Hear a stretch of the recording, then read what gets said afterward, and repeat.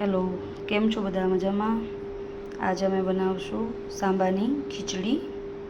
એના માટે જોશે સાંબો, સિંગદાણા, મરચાં, બટેટા, લીમડો અને થોડી છાશ. સિંગદાણાનો ભૂકો કરી લેશું અને બટેટાનું ખમણ કરી લેશું, પછી એ વઘારશું.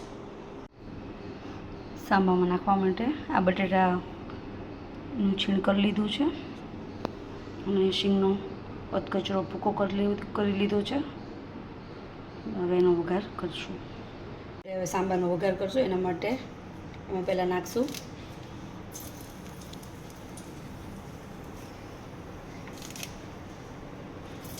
લીમડો, પછી નાખશું મરચાં,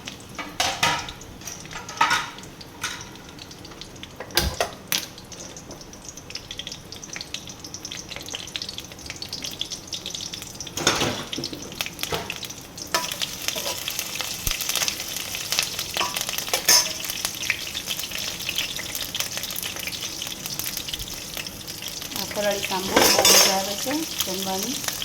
નાખશું હળદર. હવે એની અંદર નાખશું બટેટાનું છીણ.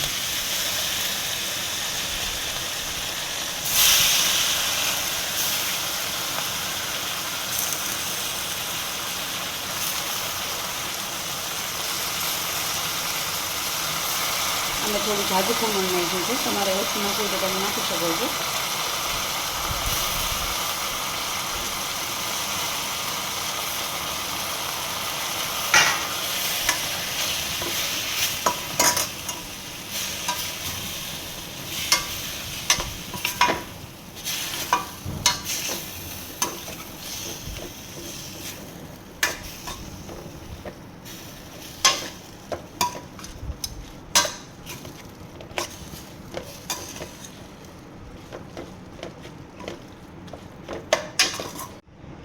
એમાં નાખશું થોડું મીઠું.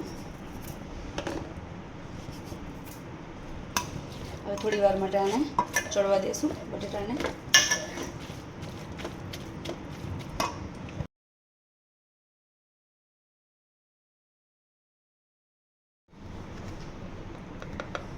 આપણા બટેટા ચડી ગયા છે. જે છીણ હતું એ હવે એમાં નાખશું લાલ મરચું. તમે તમારા સ્વાદ પ્રમાણે નાખી શકો છો.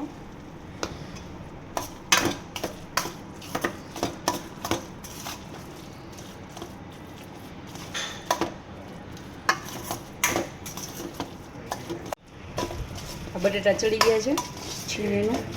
એમાં નાખશું હવે છાશ થોડીક.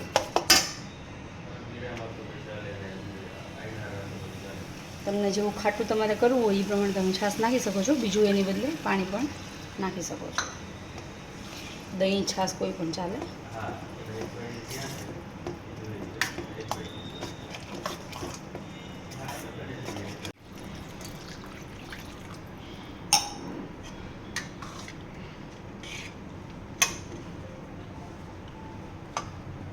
આની અંદર થોડા સિંગદાણા નાખી દઈશું, જે ભૂકો કર્યો હતો એ. હવે ઉકળે પછી આમાં સાંબો નાખશું. ઉકળી ગયું છે આપણું. હવે આની અંદર આપણે સાંબો નાખી દઈશું. સાંબો ધોઈને રાખ્યો છે. હવે આની અંદર એડ કરી દઈશું.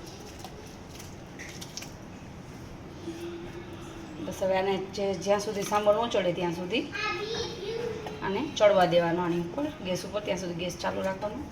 થોડો ઢીલો હોય, ઢીલો ભાવતો હોય તો થોડું ઢીલું હોય ત્યાં ગેસ બંધ કરી દેવાનો.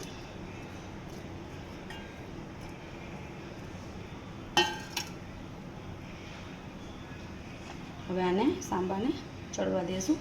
સિંગદાણાનો ભૂકો અને સાંબો બંને ચડી જશે હવે આમાં. હવે આપણો સાંબો ખાવા માટે તૈયાર છે.